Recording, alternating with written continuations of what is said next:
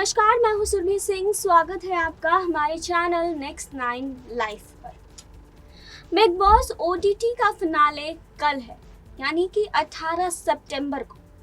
इसके बाद आपको बता दें कि जल्द ही बिग बॉस 15 भी आने वाला है और बिग बॉस 15 में आखिर किसकी किसकी एंट्री होगी, इसको लेकर भी कई बार बातें की गई है। लेकिन अब जो खबर आ रही है उस खबर को सुनकर आप सबके भी होश उड़ जाएंगे। खबर ये आ रही है कि दिव्या अग्रवाल की एंट्री बिग बॉस 15 में नहीं होगी, यानी कि दिव्या अग्रवाल बिग बॉस 15 में शामिल नहीं होंगी। लेकिन राकेश बापट और शमिता शेट्टी डायरेक्ट एंट्री इनको मिलेगी। आपने देखा होगा स्टार्टिंग से जब बिग बॉस ओटीटी शुरू हुआ है तब से एक पार्शलिटी की गई है। जब वीकेंड का वार हुआ, पहला वीकेंड का वार हुआ, उस समय दिव्या अग्रवाल को बहुत कुछ कहा करण जौहर ने, जो हम सब ने देखा और जो बहुत बुरा था, जिसके बाद कई लोगों ने इस पर रिएक्ट भी किया, चाहे वो सुयस राय थे, चाहे किशोर मर्चेंट थी, चाहे वरुण सूद थे। तो यहाँ पर पार्शियलिटी की बात आ रही है, क्योंकि अब जब बिग बॉस 15 में जाने की बात है तो यहाँ पर 5 फाइनलिस्ट हैं और हमने देखा है कि दिव्या अग्रवाल का गेम कितना ज़्यादा स्ट्रांग रहा है। शुरू से उन्होंने अपने इस गेम को बहुत ही जेन्युइन तरीके से खेला है, अकेली खेलती आ रही है वो। जब वो स्टार्टिंग में आई तो उन्हें कोई पार्टनर नहीं मिला, उसके बाद में जब उन्हें जीशान खान मिले, उर्फी जावेद को छोड़कर जीशान खान दिव्या अग्रवाल के पास आए, तो जीशान खान ने भी कुछ ऐसी हरकत कर दी जिसकी वजह से बिग बॉस ने उन्हें निकाल दिया। अब फिर से दिव्या अग्रवाल अकेली हो गई। इसके बाद उनके साथ अक्षरा सिंह, मिलिंद गाबा हमेशा मौजूद थे। इन तीनों की दोस्ती भी देखी गई, लेकिन इन तीनों के साथ भी घर वाले काफी ज्यादा बुरा बर्ताव करते दिखाई दिए, क्योंकि ये तीनों बिल्कुल अलग ही हो गए। और जहां तक हमने हर वीकेंड के वार में देखा है, शमिता शेट्टी की किसी भी गलती पर करण जौहर रिएक्ट नहीं करते हैं, उनको कुछ भी नहीं कहा जाता है। इन 5 हफ्तों में एक भी दिन ऐसा नहीं गया है जब शमिता शेट्टी को कभी भी करण जौहर ने कुछ कहा हो। उनकी हर गलती को नजरअंदाज किया जाता है, उन्हें माफ किया जाता है। तो आखिर ये पार्शियलिटी क्यों है? क्या करण जौहर यहाँ पर भी नेपोटिज्म कर रहे हैं? क्योंकि शुरू से तो वो नेपोटिज्म करते आ रहे हैं और फिर से उनका ये नेपोटिज्म वाला सिलसिला शुरू हो गया है। अब जब सलमान खान के शो की हम बात कर ले कि बिग बॉस 15 जल्द ही आने वाला है, लोग काफी ज्यादा एक्साइटेड भी हैं बिग बॉस 15 के लिए, तो अब दिव्या अग्रवाल के फैंस के लिए बहुत बुरी खबर सामने आ गई कि दिव्या अग्रवाल को डायरेक्ट एंट्री नहीं है, वहां पर उन्हें एंट्री नहीं मिल रही है क्योंकि उन्होंने कंटेंट नहीं दिया।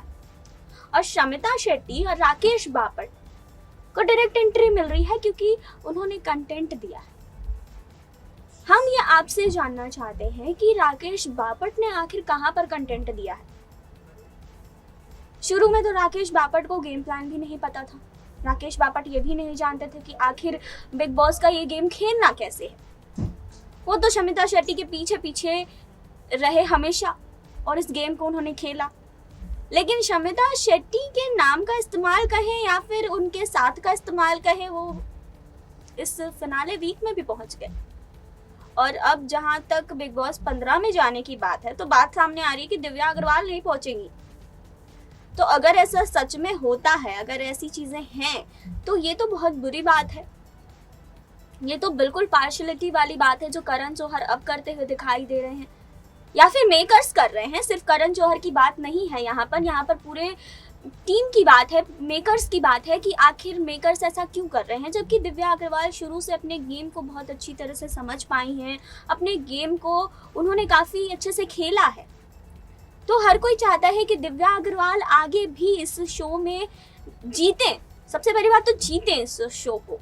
और जहाँ तक वोट की हम बात करें तो शुरू से दिव्या अग्रवाल को बहुत ज़्यादा वोट्स मिले हैं, फैंस दिव्या अग्रवाल को ज़्यादा पसंद कर रहे हैं। और पहली फाइनलिस्ट वो बनी थी जब नेहा भसीन को बाहर किया गया, मिड वीक एविक्शन हुआ, तब भी आपको बता दें कि दिव्या अग्रवाल पहली फाइनलिस्ट बनी, शुरू से फैंस ने उन्हें बहुत ज़्यादा पसंद किया है। तो फैंस अब ये भी चाहते हैं कि दिव्या अग्रवाल फिनाले में भी जाएं। फिनाले में तो गई हैं, बिग बॉस 15 में जाएं। बहुत सारी ऐसी चीज़ें हैं जो अब सामने आ रही हैं कि दिव्या अग्रवाल ने कंटेंट नहीं दिया। मुझे नहीं लगता कि दिव्या अग्रवाल ने कंटेंट नहीं दिया है।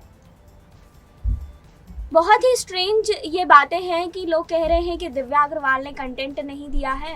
शमिता शेट्टी और राकेश बापट ने कंटेंट दिया है तो उन्हें डायरेक्ट इसमें एंट्री मिलती है। अगर चलो ठीक है, शमिता शेट्टी को इसमें एंट्री मिलती है अगर डायरेक्ट, चलो उन्होंने कंटेंट दिया है, लेकिन राकेश बापट ने कहाँ से कंटेंट दिया है? राकेश बापट तो इस गेम प्लान को जानते भी नहीं थे। जबकि आपको बता दें कि दिव्या अग्रवाल तो इससे पहले भी कई सारे रियलिटी शोज करके आ चुकी है। जी हाँ, तो अभी बिग बॉस में 5 कंटेस्टेंट हैं। प्रतीक सहजपाल हैं, शमिता शेट्टी हैं, राकेश बापट हैं, निशांत भट्ट हैं, दिव्या अग्रवाल हैं। ये 5 स्ट्रॉन्ग कंटेस्टेंट हैं। अगर हम 4 कहें स्ट्रॉन्ग तो ये ज्यादा अच्छा होगा, क्योंकि राकेश बापट का गेम अभी तक हमें नहीं दिखा है। राकेश बापट ने क्या गेम खेला है किसी को कुछ समझ नहीं आया, उन्हें भी समझ नहीं आया कि उन्होंने क्या गेम खेला है। जहाँ तक बात करें निशांत भट्ट की, तो निशांत भट्ट बहुत अच्छे स्मार्ट प्लेयर, उन्होंने सबसे दोस्ती रखी, सबकी बिचिंग की, लेकिन सबसे उनका झगड़ा भी होता है, सबसे उनका सुलह भी हो जाता है। बात करें शमिता शेट्टी की, तो शमिता शेट्टी से पहले भी बिग बॉस में नजर आ चुकी हैं, लेकिन उन्हें दोबारा बिग बॉस में बुलाया गया है। ये भी काफ़ी स्ट्रेंज बातें थी जो हुई है। आपको बता दें कि जहाँ तक प्रतीक सहजपाल की बात है, प्रतीक सहजपाल भी बहुत स्ट्रॉन्ग प्लेयर रहे हैं इस गेम में। उन्होंने भी शुरू से अपना गेम बहुत अच्छी तरीके से खेला है। वहीं राकेश बापट का गेम तो हमें बिल्कुल समझ नहीं आया, क्योंकि शुरू से उनके गेम को किसी ने मतलब ध्यान नहीं दिया, या फिर किसी को समझ नहीं आया कि उन्होंने आखिर क्या गेम खेला है इसमें।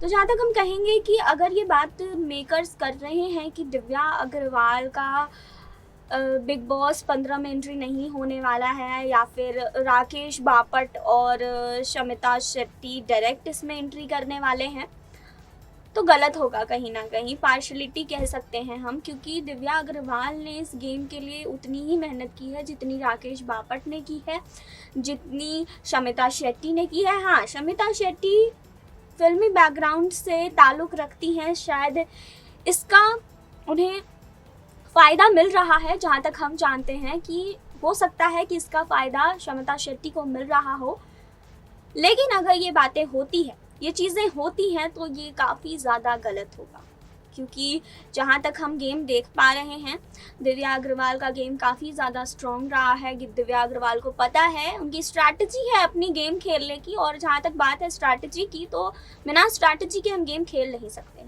आप किसी रियलिटी शो में जा रहे हैं तो आपको अपनी एक स्ट्रैटेजी बना के रखनी होगी, गेम प्लान बना के रखना होगा, जिससे आप एविक्ट ना हो, एलिमिनेट ना हो, जो कि दिव्या अग्रवाल को बखूबी पता थी। जहाँ तक बात है एक दूसरे के बारे में बातें करने की या फिर गलत बात बोलने की, वो सभी ने बोली है। तो अगर जहाँ तक विनर की भी बात है, कल फिनाले है और विनर की बात है, तो वोटिंग की अगर हिसाब से बात करें तो दिव्या अग्रवाल के जीतने के चांसेस काफ़ी ज़्यादा हैं, और अगर वो जीतती हैं उसके बाद भी वो बिग बॉस 15 में नहीं जाती हैं, तो ये बहुत अफसोस की बात है कि ऐसा हो रहा है। फिलहाल आप इस पर क्या कहना चाहते हैं? अपनी राय हमें कमेंट बॉक्स में बताइए। आपका क्या कहना है इस पार्शलिटी के ऊपर कि जो दिव्या अग्रवाल और प्रतीक सहजपाल कह लें, या फिर राकेश बापट और शमिता शेट्टी को डायरेक्ट एंट्री मिल रही है और दिव्या अग्रवाल को एंट्री नहीं मिलने वाली, इन सब चीज़ों पे आपकी क्या राय है? कमेंट बॉक्स में हमें ज़रूर बताइए। जुड़े रहिए हमारे साथ, लाइक कीजिए, सब्सक्राइब कीजिए, बेल आइकन दबाना बिल्कुल ना भूलें।